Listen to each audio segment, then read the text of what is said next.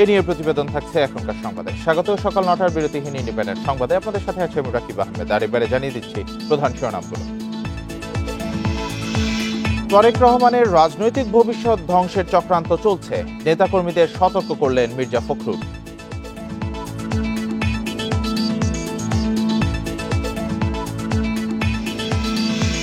সন্ত্রাসীদের ধরতে আজ থেকে চিরুনি অভিযান, জানালেন স্বরাষ্ট্র উপদেষ্টা।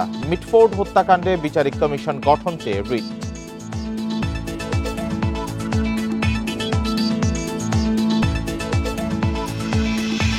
চট্টগ্রামে পানি উন্নয়ন বোর্ডের জমিতে অবৈধ স্থাপনা গড়েছেন সাবেক এমপি, মেয়র সহ প্রভাবশালীরা। দখলদার উচ্ছেদে অভিযান শুরু। শিরোনামের পর এবার জানাবো বিস্তারিত খবর। বিএনপির ভারপ্রাপ্ত চেয়ারম্যান তারেক রহমানের রাজনৈতিক ভবিষ্যৎ ধ্বংসের চক্রান্ত চলছে বলে মন্তব্য করেছেন বিএনপি মহাসচিব মির্জা ফখরুল ইসলাম আলমগীর। রোববার বিকেলে রাজধানীতে এক অনুষ্ঠানে তিনিও মন্তব্য করেন। বলেন, একটি মহল ষড়যন্ত্র ও অপপ্রচার চালিয়ে যাচ্ছে। গুলশানের লেকশোর হোটেলে Tarique Rahman the hope of Bangladesh নামে বইয়ের মোড়ক উন্মোচন অনুষ্ঠানে প্রধান অতিথি হিসেবে যোগ দেন বিএনপি মহাসচিব।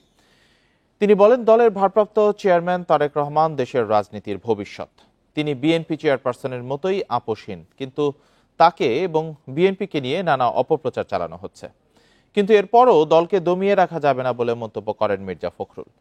দলের নেতাকর্মীদের চক্রান্ত ও ষড়যন্ত্র প্রতিহতে সতর্ক থাকার আহ্বান জানান তিনি।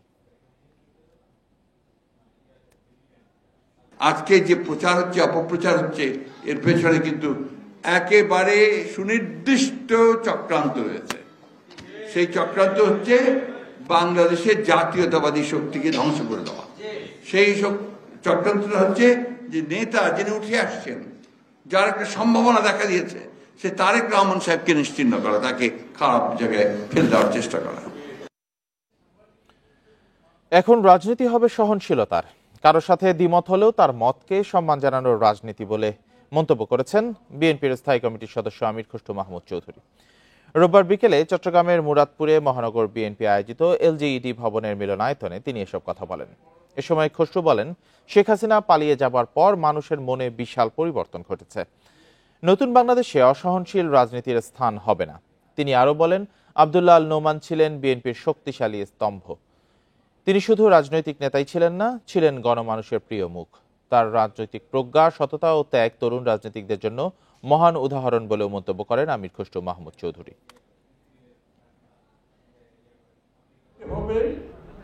সহনশীলতার রাজনীতি, এখন রাজনীতি হবে আপনি কারোর সাথে দ্বিমত হয়েও তার মতকে সম্মান জানানো। আমি দ্বিমত পোষণ করব, কিন্তু আমি আপনার মতকে সম্মান জানাচ্ছি, কিন্তু একমত হতে পারছি না। সহনশীলতা থাকতে হবে। একটি দল শুধু নির্বাচনের জন্য অস্থির, সংস্কার তাদের কাছে গুরুত্বপূর্ণ নয় বলে মন্তব্য করেছেন এনসিপির আহ্বায়ক নাহিদ ইসলাম। দেশে আর ফ্যাসিবাদ চলবে না, প্রয়োজনে আবারও জীবন দেওয়ার ঘোষণা দিয়েছেন দলটির নেতারা। দেশব্যাপী পদযাত্রার অংশ হিসেবে রোববার পিরোজপুর ও ঝালকাঠিতে পথসভায় একথা বলেন এনসিপি নেতারা। জুলাই পদযাত্রার ১৩তম দিনে রোববার পিরোজপুর সার্কিট হাউস থেকে যাত্রা করেন এনসিপি নেতাকর্মীরা। শহরের বিভিন্ন সড়ক প্রদক্ষিণ করে কেন্দ্রীয় শহীদ মিনারে পথসভা করেন তারা। দলটির আহ্বায়ক নাহিদ ইসলাম বলেন, ৩ নির্বাচনে দেশের মানুষ ভোট দিতে পারেনি। সীমাহীন জুলুম নির্যাতনে অতিষ্ঠ জনগণ রাজপথে নেমেছে। সেই আন্দোলনেই ফ্যাসিবাদের পতন হয়েছে। সংস্কার ছাড়া নির্বাচন হবে না বলে জানান তিনি। কেউ কেউ শুধু ক্ষমতা চাইছে, শুধু দ্রুত নির্বাচন চাইছে, সংস্কার তাদের কাছে গুরুত্বপূর্ণ মনে হয় নাই। কিন্তু আমরা বলছি সংস্কার লাগবে, এবং এই আওয়ামী লীগের বিচার লাগবে, এবং একটা নতুন সংবিধান লাগবে। রোববার বিকেলে ঝালকাঠিতে পথসভা করে এনসিপি। শহরের ফায়ার সার্ভিস মোড়ে পথসভায় দলটির সদস্য সচিব আক্তার হোসেন বলেন, নতুন বাংলাদেশে একটি পক্ষ চাঁদাবাজির রাজনীতি অব্যাহত রাখতে চায়, তবে তরুণ সমাজ সেটা মানবে না।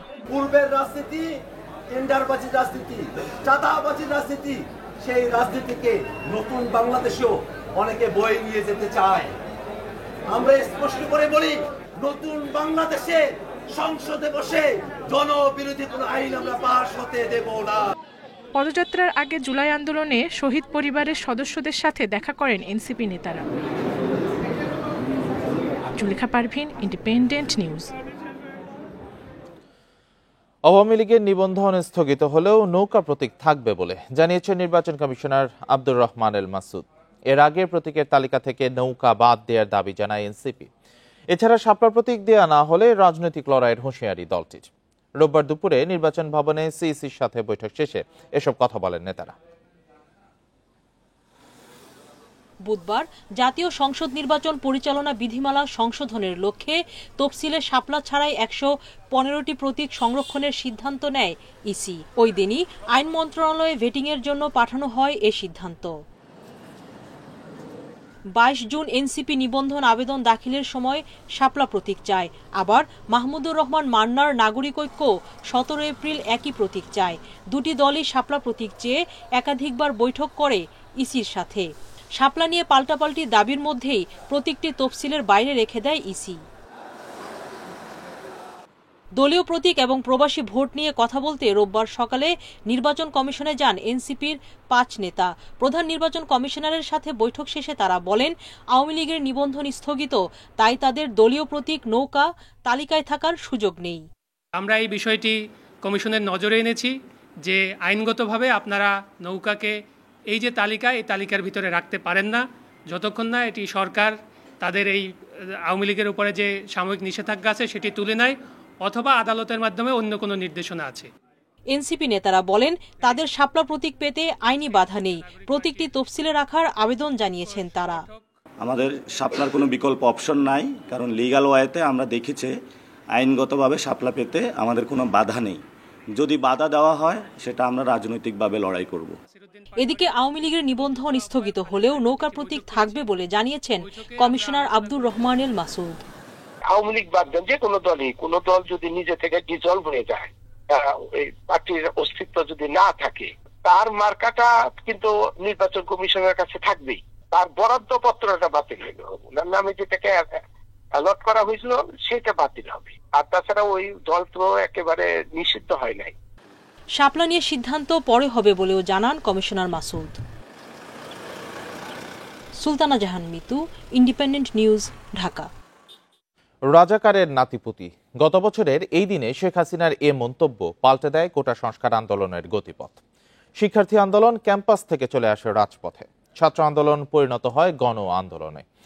এরপরই এক সুতায় গেঁথে যায় পুরো বাংলাদেশ। আন্দোলনের স্ফুলিঙ্গ ছড়িয়ে পড়ে দেশ জুড়ে। কোটা সংস্কার আন্দোলনের মোড় ঘুরে যায় 14 জুলাই। এদিন সন্ধ্যায় সংবাদ সম্মেলনে শেখ হাসিনার একটি মন্তব্যে ফুঁসে ওঠে আন্দোলনকারীরা। মুক্তিযুদ্ধের বিরুদ্ধে এত ক্ষোভ কেন? মুক্তিযোদ্ধাদের নাতিপুতিরাও পাবে না, তাহলে কি রাজাকারের নাতিপুতিরা পাবে? এই মন্তব্য পাল্টে দেয় জুলাই আন্দোলনের গতিপথ। শেখ হাসিনার বক্তব্য ব্যঙ্গ করে ঢাকা বিশ্ববিদ্যালয়ের ক্যাম্পাসে গভীর রাত পর্যন্ত চলে শিক্ষার্থীদের সাহসী প্রতিবাদ। আন্দোলনের এই নতুন স্লোগান ছড়িয়ে পড়ে দেশ জুড়ে, ফুঁসে ওঠে বিশ্ববিদ্যালয় ক্যাম্পাসগুলো। এরপরই শিক্ষার্থীদের এই আন্দোলনে সম্পৃক্ত হতে থাকে নানা শ্রেণী পেশার মানুষ। কোটা সংস্কার পরিণত হয় গণদাবিতে। মাসের শেষে এসে তারা কিন্তু অনেক বেশি প্রেসারাইজ করার চেষ্টা করে এবং হলে তখন ছাত্র সংখ্যাও একটু কম ছিল বিধায় আমরা যে কয়জন ছিলাম আন্দোলনটাকে অর্গানাইজ করার চেষ্টা করছিলাম তাদের প্রত্যেকটি গতিবিধি পর্যবেক্ষণ করতে। এবং তার পাশাপাশি শুধু ছাত্রলীগই না, আমরা যখন কেন্দ্রীয় গ্রন্থাগারের সামনে আমরা গিয়ে একসাথে বৈঠক করতাম এবং বিভিন্ন পলিসি ঠিক করতাম, তখন বিভিন্ন গোয়েন্দা সংস্থা, পুলিশ প্রশাসন এসে আমাদেরকে বাধা দেওয়ার চেষ্টা করতে। আন্দোলনে সর্বসাধারণের সমর্থন ও অংশগ্রহণ শক্তি যোগায় শিক্ষার্থীদের। ক্যাম্পাস থেকে আন্দোলন গড়ায় রাজপথে। কোটা সংস্কার আন্দোলন পরিণত হয় ছাত্র জনতার গণ অভ্যুত্থানে। যেই কোনোভাবে হোক আমাদের ওই যে মেইন যে টার্গেট সেটা আমরা ফুলফিল করব। হাসিনা পতনের টার্গেট আমরা আগে থেকে নিয়েছিলাম, তো এটা আমরা ফুলফিল করব। বাট যে যেখানে থাকি না কেন ওই আমাদের গোলের দিকে যাইতে হবে। কেউ যদি আটকায় যায় তাহলে বাকিরা আমাদের মূল টার্গেটের দিকে ড্রাইভ করাতে হবে। তো ডিবি হেফাজতের আমাদের ওই কনফিডেন্সটা ছিল যে যারা বাইরে ছিল যে তারা জিনিসটা রোল প্লে করে যাবে। মূলত 14 জুলাই থেকেই সরাসরি সরকার বিরোধী স্লোগান নিয়ে রাজপথে অবস্থান নেয় শিক্ষার্থীরা, যার চূড়ান্ত ফল 5 আগস্ট গণ অভ্যুত্থানে স্বৈরশাসনের অবসান। আল আমিন হোসেন, ইন্ডিপেন্ডেন্ট নিউজ, ঢাকা। আজ পালিত হবে জুলাই উইমেন্স ডে। জুলাই গণ অভ্যুত্থানের প্রথম বার্ষিকী উদযাপন উপলক্ষে ঢাকা বিশ্ববিদ্যালয় কর্তৃপক্ষ নানান কর্মসূচি গ্রহণ করেছে। রোববার বিকেলে বিশ্ববিদ্যালয়ের উপাচার্য কার্যালয় এ তথ্য জানায়। জানানো হয়, রাজু ভাস্কর্য এবং টিএসসিতে জুলাই উইমেন্স ডে পালন করা হবে। এই উপলক্ষে টিএসসিতে ভিডিও প্রদর্শন, সাংস্কৃতিক অনুষ্ঠান এবং ড্রোন শো আয়োজন করা হয়েছে। সাংস্কৃতিক মন্ত্রণালয়, মহিলা ও শিশু বিষয়ক মন্ত্রণালয়, ঢাকা বিশ্ববিদ্যালয় এবং শিল্পকলা একাডেমি যৌথভাবে এসব কর্মসূচি বাস্তবায়ন করবে। ঢাকা বিশ্ববিদ্যালয়ের বিভিন্ন হলের ছাত্রীদের অংশগ্রহণের সুবিধার্থে জুলাই গণ অভ্যুত্থান পুনর্জাগরণ অনুষ্ঠান সন্ধ্যা 7টায় শুরু হয়ে রাত 10টায় শেষ হবে। এরপর ছাত্রীরা তাদের নিজস্ব অনুষ্ঠান পরিচালনা করবে। আজ বিকেল 5টার পর ঢাকা বিশ্ববিদ্যালয় মেট্রো রেল স্টেশন বন্ধ থাকবে।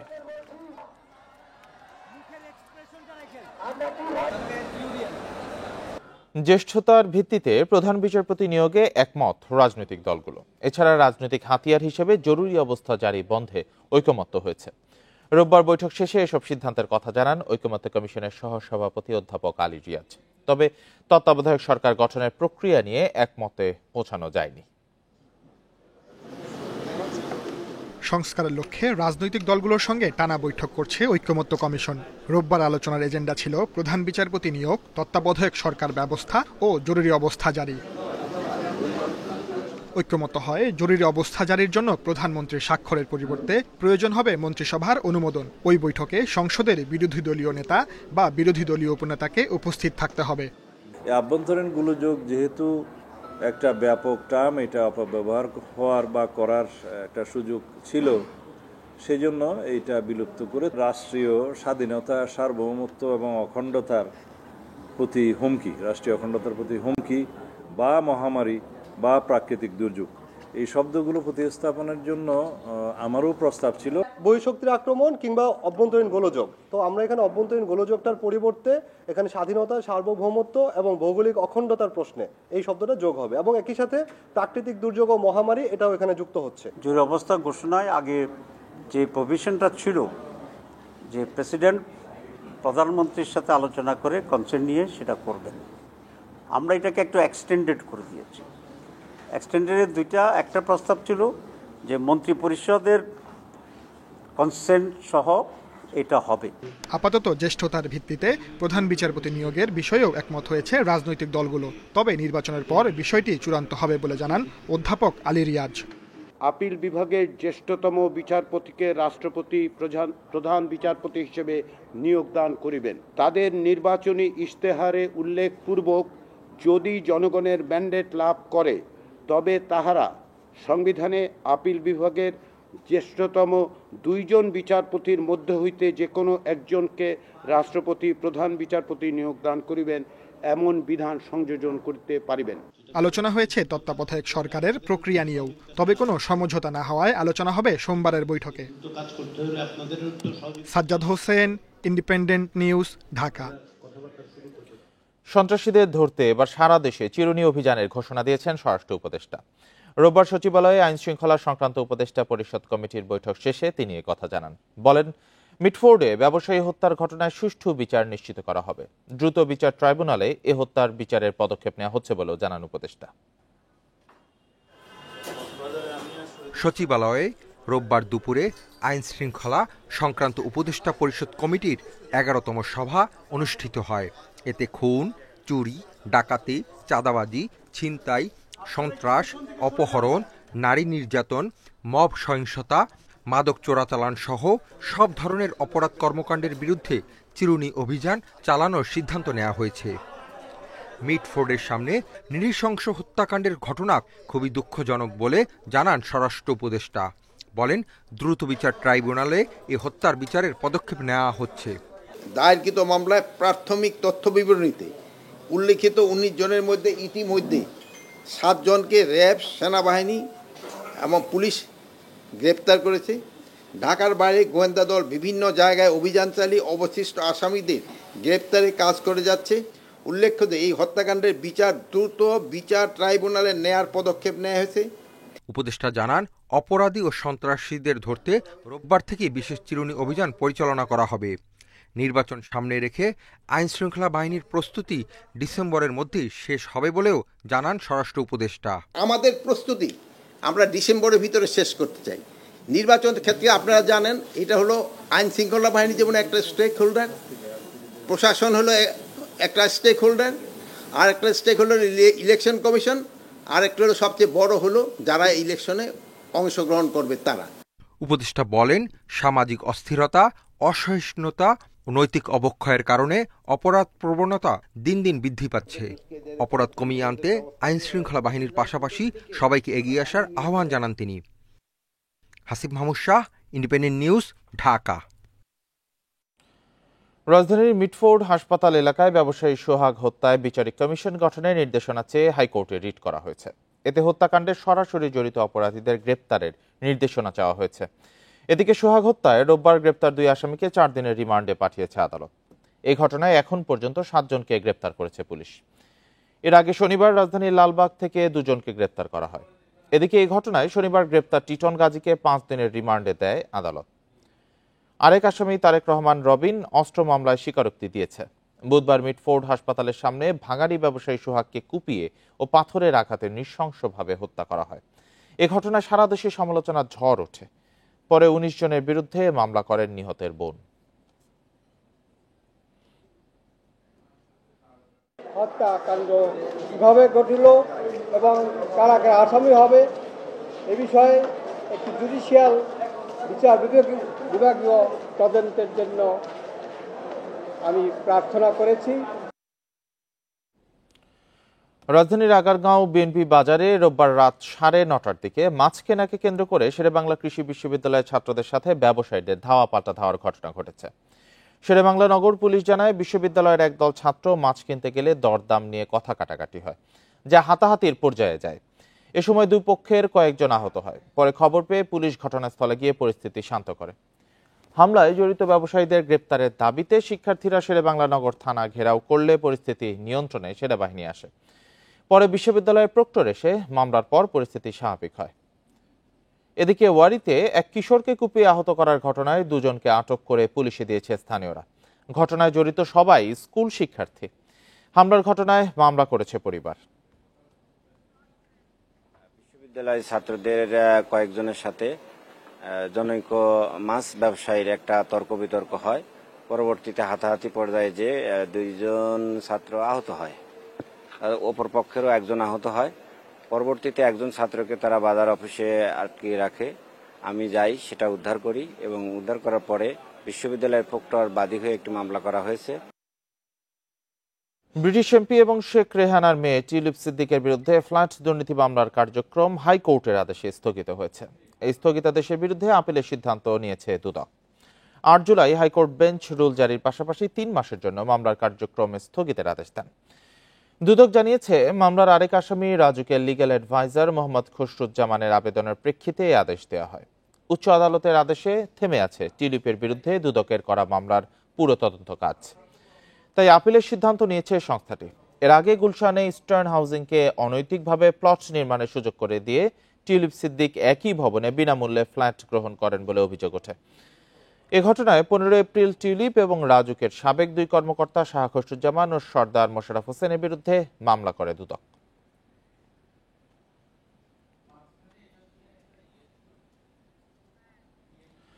সাবেক রাষ্ট্রপতি ও জাতীয় পার্টির প্রতিষ্ঠাতা হুসাইন মোহাম্মদ এরশাদের 6ষ্ঠ মৃত্যুবার্ষিকী আজ। 2019 সালের এই দিনে ঢাকার সম্মিলিত সামরিক হাসপাতালে মৃত্যুবরণ করেন তিনি।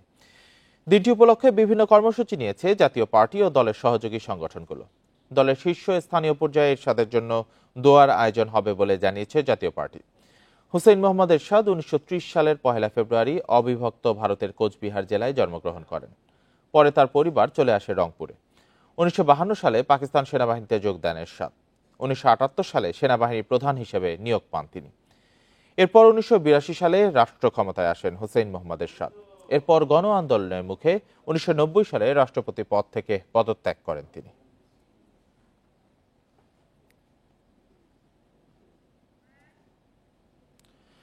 জ্বর কমে গেলেও ডেঙ্গু আক্রান্তদের সুস্থ ভাবা যাবে না বলে সতর্ক করেছেন চিকিৎসকেরা। তারা বলছেন, জ্বর কমার পরই বেশিরভাগ রোগীর প্লাটিলেট কাউন্ট কমে রক্তক্ষরণের ঝুঁকি সহ নানা শারীরিক জটিলতা শুরু হয়। বিশেষজ্ঞরা বলছেন, চোখে রক্ত জমাট, রক্তবমি সহ উপসর্গ দেখা দিলেই নিতে হবে চিকিৎসকের পরামর্শ। বিশেষ যত্ন নিতে হবে বয়স্ক ও অন্য রোগে আক্রান্ত রোগীদের। নারায়ণগঞ্জের বিসিক এলাকার বাসিন্দা মাসুম আলী 2 দিন ধরে ভর্তি মহাখালীর ডিএনসিসি হাসপাতালে ডেঙ্গু ওয়ার্ডে। গত শনিবার জ্বর আসে মাসুমের। সোমবার জ্বর ছেড়ে যাওয়ার পর শুরু হয় রক্তবমি, প্লাটিলেট কমে যাওয়া সহ শারীরিক নানা জটিলতা। সোমবারে জ্বর কমে যায়, সারা শরীরে ব্লাড ছড়াই গেছিল। তারপরে আমরা নারায়ণগঞ্জ গেছি, নারায়ণগঞ্জ আপনার খানপুরে ভর্তি ছিলাম, তখন তারা রেফার করছে ঢাকা ডিএনসিতে। একই ওয়ার্ডে চিকিৎসা নিচ্ছেন মানিকগঞ্জের শিক্ষার্থী সোহান মিয়া ও বাড্ডার জুবায়ের। তাদেরও জ্বর কমার পরদিন থেকেই দেখা দেয় নানা জটিলতা। আমার শনিবারে জ্বর আসছিল, আমি সোমবারে টেস্ট করি, ভাবছিলাম আমার ভালো হয়ে গেছে। তারপরে আবার টেস্ট করলাম, তারপর দেখি আবার অবনতি হয়েছে। মানে জ্বর সারার পরেও 2 দিন বমি ছিল, এখন বর্তমানে বমি নাই, তো জ্বর থাকা অবস্থায় চোখে ব্লাড আসছিল। চিকিৎসকরা বলছেন ডেঙ্গু ভাইরাস লিভার, কিডনি, ফুসফুস সহ বিভিন্ন অঙ্গে প্রদাহ তৈরি করে, তাই জ্বর কমে গেলেও থাকতে হবে সতর্ক। পেশেন্ট যদি অজ্ঞান হয়ে যায় এবং কন্টিনিউয়াসলি যদি ভমিট করতে থাকে বা বমি করতে থাকে, তখন কিন্তু ধরে নেওয়া যায় যে এটা একটা ক্রিটিক্যাল পর্যায়ে যাচ্ছে। তো জ্বর ছেড়ে গেলেও এই সিমটমগুলো যদি পাওয়া যায় তাহলে অবশ্যই তাকে হসপিটালে ইমিডিয়েটলি ভর্তি করতে হবে। প্লাটিলেট কাউন্ট কমে যাওয়ার পাশাপাশি রক্তনালীরও ক্ষতি করতে পারে ডেঙ্গুর ভাইরাস। এ কারণে জ্বর কমে গেলেও বয়স্ক এবং অন্য রোগে আক্রান্তদের বিশেষ যত্ন নেয়ার পরামর্শ বিশেষজ্ঞ চিকিৎসকের। নিঃশ্বাস নিতে কষ্ট হয়, ওনার যদি পেটটা ফুলে ওঠে, পেটটা ভারী হয়ে যায়, পেটের মধ্যে ডায়রিয়া বেশি হয়, পেটে যদি ব্যথা করতে শুরু করে এবং যদি দেখা যায় যে তার আপনার ব্লাড প্রেশার খুব দ্রুত কমে যাচ্ছে, বুঝতে হবে যে তার ডেঙ্গু শক সিনড্রোম অথবা ডেঙ্গু হিমোরেজিক ফিভারের ব্যাপারে আমাদের যথাযথ ব্যবস্থা নেওয়া লাগবে। ডেঙ্গু পরবর্তী জটিলতা নিয়ে ডিএনসিসি হাসপাতালে অধিকাংশ রোগী এসেছে ঢাকার বাইরের বিভিন্ন হাসপাতাল থেকে। Buddhadeb Kundu, Independent News, Dhaka. রাঙ্গামাটির 4 উপজেলায় হঠাৎ বেড়েছে ম্যালেরিয়ার প্রাদুর্ভাব। 5 মাসেই শনাক্ত হয়েছে 677 জন। এর মধ্যে শুধু মে মাসেই আক্রান্ত 368 জন। 9 বছর পর ম্যালেরিয়ায় আক্রান্ত হয়ে জেলায় এক স্কুল ছাত্রীর মৃত্যু হয়েছে। চিকিৎসকরা বলছেন সঠিক সময়ে চিকিৎসা না নিলে রোগটি জীবনের জন্য ঝুঁকির কারণ হতে পারে। কাজ করছে বেসরকারি উন্নয়ন সংস্থা।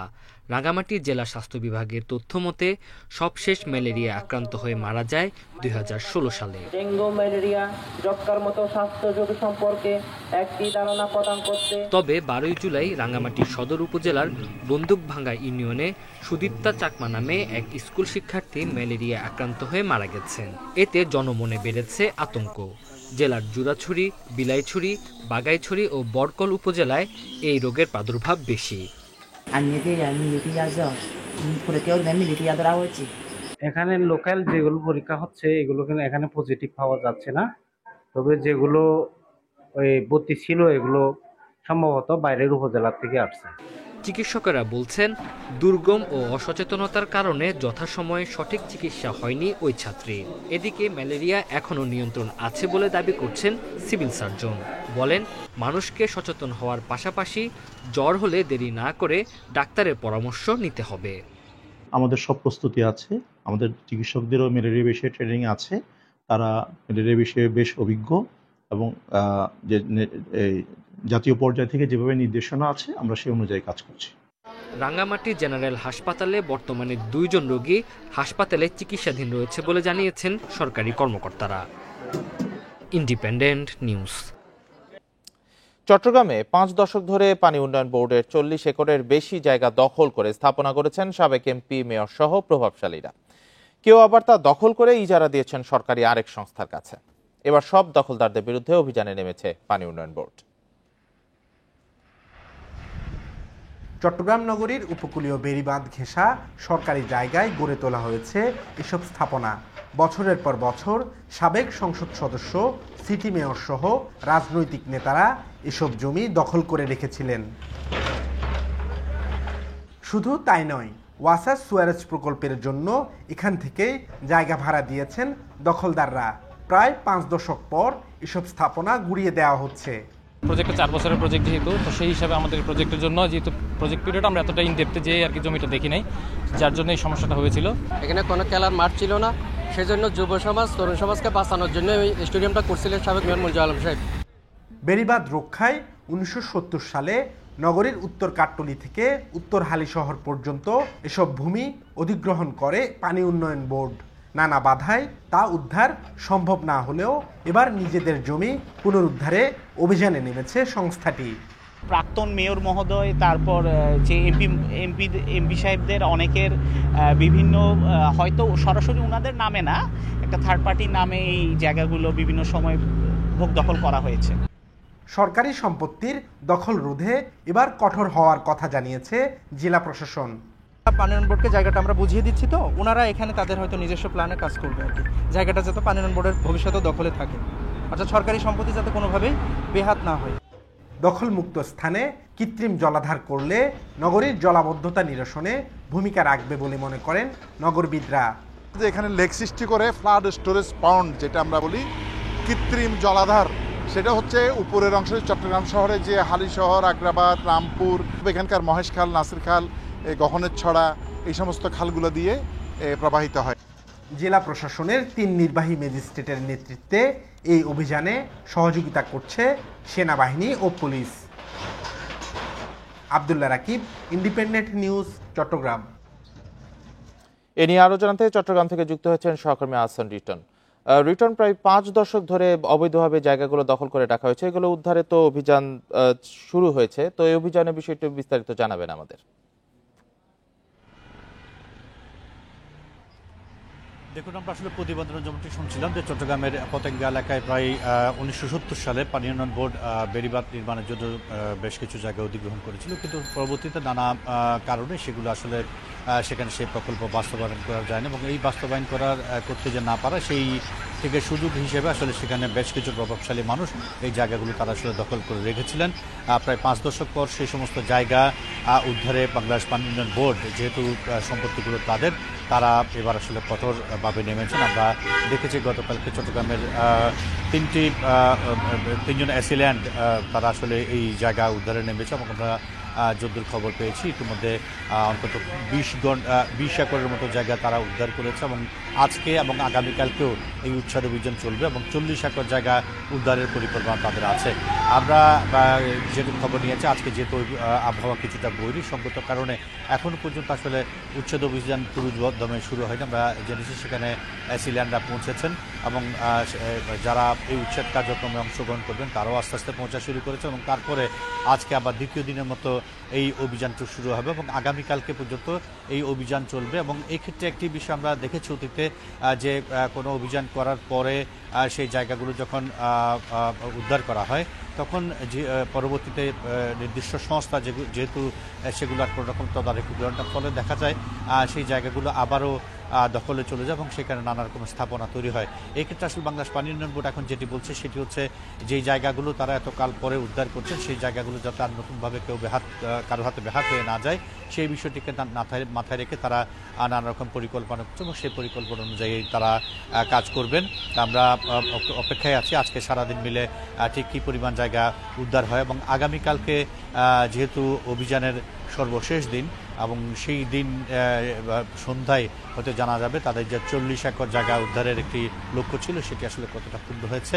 এবং সবাই মনে করছে জায়গাগুলো যদি আসলে উদ্ধার করা যায়, সেখানে যদি জনকল্যাণে কোনো প্রকল্প বাস্তবায়ন করা যায়, তাহলে এই উচ্ছেদ কার্যক্রম সবার জন্য ভালো হবে। আমরা দেখেছি যে এই দখলদারদের মধ্যে স্থানীয় কাউন্সিলর রয়েছেন, সাবেক এমপি রয়েছেন, এবং সাবেক মেয়রও রয়েছেন। তারা আসলে হয়তো সরাসরি না, নানা জনের কাজ দিয়ে সেগুলো দখল করে রেখেছেন। এতকাল ধরে তারা সেই জায়গাগুলো দখল করে এসছেন, এবং এইবার ধারণা করা হচ্ছে যদি এই অভিযান সফল হয়, তাহলে সেখানে নতুন জনকল্যাণে নতুন কোনো প্রকল্প গঠন করা যেতে পারে। পাশাপাশি বেড়িবাঁধের যে ঝামেলা, সেগুলো হয়তো মিটমাট করতে পারবে। এ হচ্ছে চট্টগ্রাম থেকে আমার কাছে উচ্ছেদের বিষয় এখন পর্যন্ত সর্বশেষ। চট্টগ্রামে সরকারি জায়গা দখলমুক্ত করতে অভিযান চলছে, এ বিষয়ে জানাচ্ছিলেন সহকর্মী আহসান রিটন। আমদানি রপ্তানি ও শুল্কের হিসাব রাখার মাধ্যম এসআইকুডা ওয়ার্ল্ড সফটওয়্যার সমস্যায় 13 দিন ধরে ব্যাহত হচ্ছে শুল্কায়ন কার্যক্রম। দেশের প্রায় সব শুল্ক স্টেশনের চিত্র একই, সময় মতো শুল্কায়ন না হওয়ায় ক্ষতির মুখে আমদানি রপ্তানিকারকরা, চরম ভোগান্তিতে C&F এজেন্টরাও। সমস্যা সমাধানের চেষ্টা চলছে বলে জানিয়েছে ঢাকা কাস্টমস অফিস। দেশের আমদানি রপ্তানি ও শুল্কের হিসাব রাখার মাধ্যম এসআইকুডা ওয়ার্ল্ড সফটওয়্যার, যার ব্যবস্থাপনায় রয়েছে জাতীয় রাজস্ব বোর্ড এনবিআর। কিন্তু গত 1 জুলাই থেকে সার্ভারে জটিলতা দেখা দেয়। 9 জুলাই থেকে অবস্থা আরও বেগতিক হয়। এতে চট্টগ্রাম ও ঢাকা কাস্টমসে কার্যক্রম প্রায় বন্ধ হয়ে যায়। সমস্যার সমাধান না হওয়ায় রাজস্ব বোর্ডের চেয়ারম্যানের কাছে চট্টগ্রাম কাস্টমস হাউস থেকে বিশেষ সহযোগিতাও চাওয়া হয়। পরিস্থিতি সামাল দিতে সন্ধ্যা 6টা থেকে সকাল 10:30 পর্যন্ত রেশনিংয়ের ভিত্তিতে C&F এজেন্টগুলোকে আমদানি রপ্তানি বিল সাবমিট করার নির্দেশ দেয় এনবিআর। এতে চরম ভোগান্তিতে পড়েন তারা, ফলে ক্ষতির মুখে পড়ছেন ব্যবসায়ীরা। এসআইকুডাতে ঢুকতেই পারতেছি না, মাঝে মাঝে ঢোকার পরে কাজ করার পরে একটু পরে আমাদেরকে বের করে দেয়। গার্মেন্টস প্রতিষ্ঠান থেকে আমাদের উপর থেকে চাপ আছে, কিন্তু ওনারা এটা সমাধান করতে গিয়েছে, কিন্তু ওনাদেরও সেই আশ্বাসই দিয়েছে, কিন্তু কোনো ফলপ্রসূ হয় নাই। শুক্রবার সকালে অফিস খোলা দিচ্ছি, শনিবার খোলা দিচ্ছি, অথচ কেউ কাজ করতে পারেন না। এক্সপোর্ট ইম্পোর্টের কাজগুলা করা অনেকটাই সমস্যা হচ্ছে। প্রতিদিন ঢাকা কাস্টমসে 4,500 এবং চট্টগ্রামে প্রায় 7,500 আমদানি রপ্তানি বিল জমা হয়। C&F নেতারা বলছেন, দ্রুত সমস্যার সমাধান করা না গেলে বন্দরগুলোতে পণ্য জট তৈরি হয়ে গুনতে হবে অতিরিক্ত চার্জ। 4 থেকে 4,500 export import bill of entry দাখিল হয়। সেখানে যদি প্রতিদিন এরকম জট বাড়তে থাকে, এক সপ্তাহে কোথায় যায় দাঁড়াবে? এবং আমাদের যে রাজস্ব এখান থেকে সাপোর্ট আসে, সেই সাপোর্টটা সেখানে কিন্তু ব্যাহত হচ্ছে। ঢাকা কাস্টমস হাউসের কমিশনার জানান, সার্ভার জটিলতা দূর করতে কাজ চলছে, যা দ্রুত সমাধান হবে। আমাদের কোনো কাজ কিন্তু আটকে নাই। আপনি যদি রেভিনিউ ডাটা দেখেন, দিন শেষে রাত হলেও আমরা কিন্তু কাজ শেষ করছি। হ্যাঁ, যেটা হচ্ছে 6 ঘন্টার কাজটা হয়তো আমার 10 ঘন্টা লাগছে করতে। পণ্য চালানে গতি বাড়াতে ও রাজস্ব ক্ষতি পুষিয়ে নিতে শুক্র ও শনিবার দেশের সব কাস্টমস হাউসে আমদানি রপ্তানি কার্যক্রম চালু রাখার সিদ্ধান্ত নেয় এনবিআর। তৌহিদ রানা, ইন্ডিপেন্ডেন্ট নিউজ, ঢাকা। নরসিংদীর মাধবদীতে আগুনে পুড়ে গেছে 2টি সুতার গুদাম ও একটি ঝুটের দোকান। রবিবার রাতে নরসিংদী মদনগঞ্জ সড়কের কোতালির চরের লুৎফর রহমান মার্কেটে আগুন লাগে। Madhabdi fire service station officer Raihan জানান, রাত 11:30টার দিকে মার্কেটটির সুতার গুদামে আগুন লাগে। পরে তা ছড়িয়ে পড়ে পাশের আরও একটি সুতার গুদাম সহ একটি ঝুটের দোকানে। খবর পেয়ে মাধবদী ফায়ার সার্ভিসের 2টি ইউনিট 1 ঘন্টার চেষ্টায় আগুন নিয়ন্ত্রণে আনে। এ সময় পুড়ে যায় বিপুল পরিমাণ সুতা ও ঝুট। আগুন লাগার কারণ ও ক্ষয়ক্ষতির পরিমাণ তদন্তের পর জানা যাবে বলে জানায় ফায়ার সার্ভিস।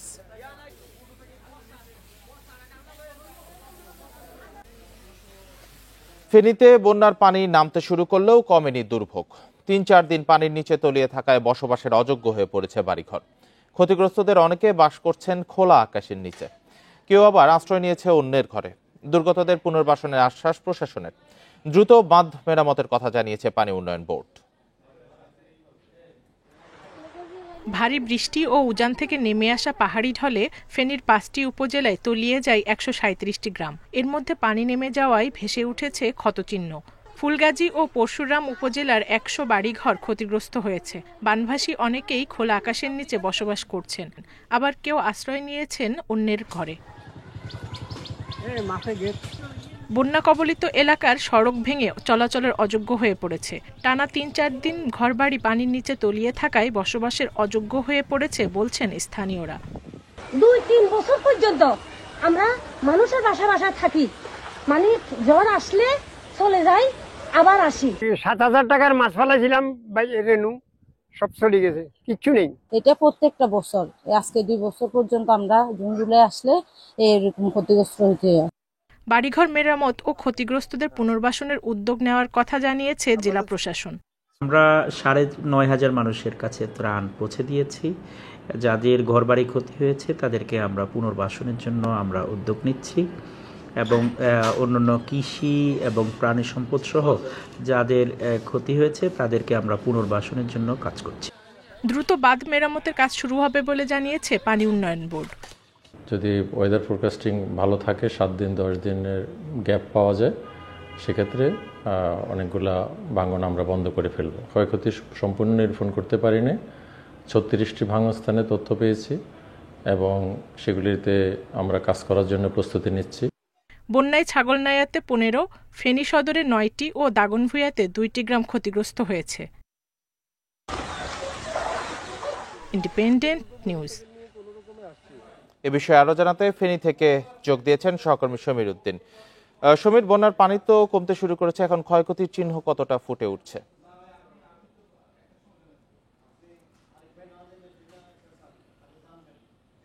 দেখুন, ফুলগাজী পরশুরামের পানি কিন্তু অনেকাংশেই নেমে গেলেও মানুষের ঘরবাড়িতে এখনো উঠোনে প্রায় অনেক জায়গাতে কিন্তু পানি রয়েছে, জলাবদ্ধতা আছে।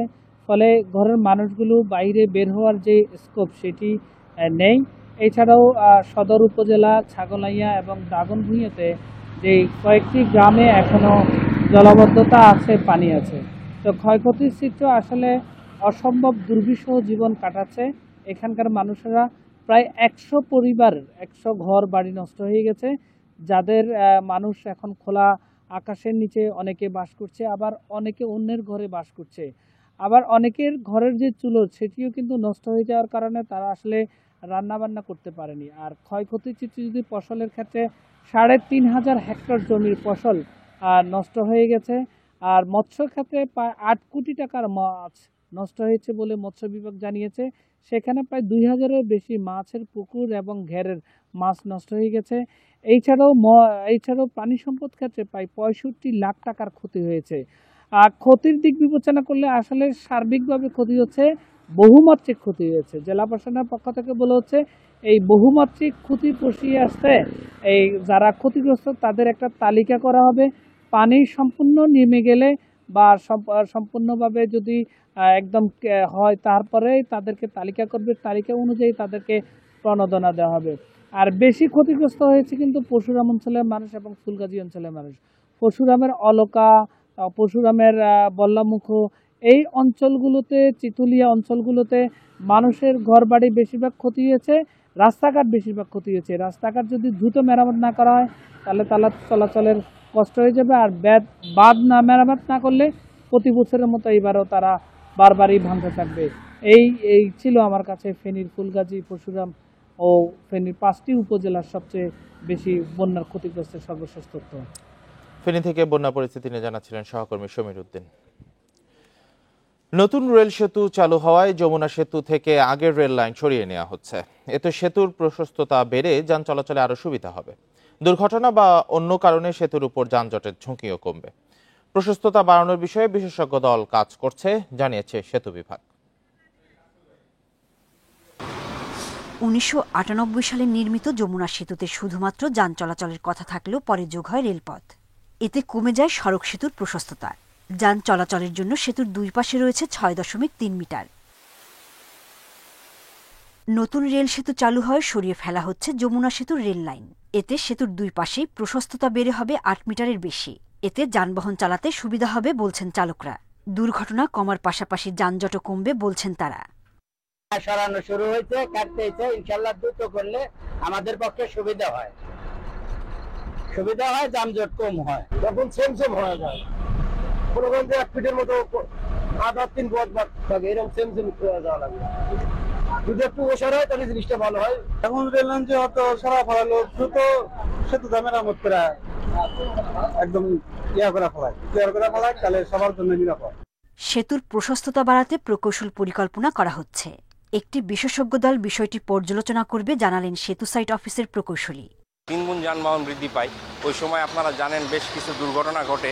তো লেনের প্রশস্ততা শুরু হওয়াতে আমাদের এই উদ্ধার কার্যক্রমেও বেশ বেগ পেতে হয়। তো লেন প্রশস্ততা বৃদ্ধি পেলে আমরা এই সমস্ত উদ্ধার কার্যক্রম এবং যে বর্ধিত ট্রাফিক, অতিরিক্ত ট্রাফিকও কিছুটা সুবিধা পাবে।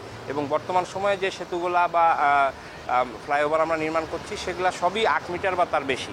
উত্তরবঙ্গের সঙ্গে রাজধানীর যোগাযোগের মূল পথ যমুনা সেতু দিয়ে চলাচল করে 22টি জেলার গণপরিবহন। Independent news. আর এই ছিল এখনকার সংবাদে। ধন্যবাদ সবাইকে।